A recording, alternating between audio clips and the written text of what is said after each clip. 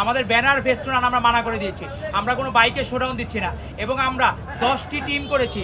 শুধুমাত্র যে medical team আপনার 5টি বুথ আছে, 4টি আছে যেটি অ্যাম্বুলেন্স যাতায়াত পরিবহন নিশ্চিত করবে, এবং অ্যাম্বুলেন্স সেবার জন্য আলাদা টিম করা হয়েছে। আমাদের সমাবেশের মূল বার্তা হচ্ছে, গত বছর 3রা আগস্ট আমাদের জার্নি টু ইনফিনিটি ছিল, আমরা জানতাম না, অনিশ্চিত ভবিষ্যতের দিকে যাত্রা ছিল বাংলাদেশ জাতীয়তাবাদী ছাত্র দলের।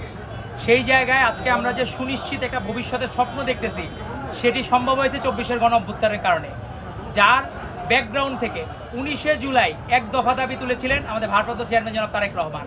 পরবর্তীতে বৈষম্য বিরোধীদের মধ্যেও কিন্তু নিষিদ্ধ লীগের বিভিন্ন দোসর ছিল, তারা কিন্তু বিভিন্নভাবে আন্দোলনকে বাইপাস করার চেষ্টা করছে, কিন্তু জনগণের জনরোষের মুখে তারা কিন্তু বাধ্য হয়েছে এক দফা দাবি তুলতে।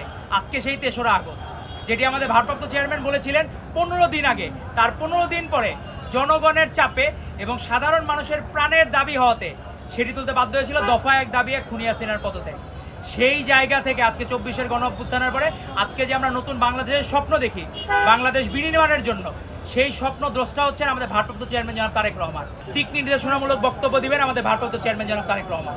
তার দিক নির্দেশনা অনুযায়ী পরবর্তীতে অনেকে দেখবেন পিআর নিয়ে কথা বলে, যখন ভোটারের বয়স কমানোর জন্য কথা বলে, 16তে নিতে বলে। তারা যখন পিআরের কথা বলে তারা উদাহরণ টানে ফার্স্ট ওয়ার্ল্ড কান্ট্রির 2-1টা দেশের, আবার যারা তখন বয়স কমানোর কথা বলে তখন তারা থার্ড ওয়ার্ল্ড কান্ট্রির উদাহরণ দেয়।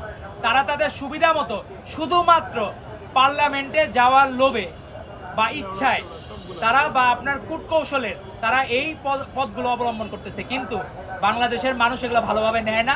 আপনারা মানুষের মনে জায়গা করে নিন।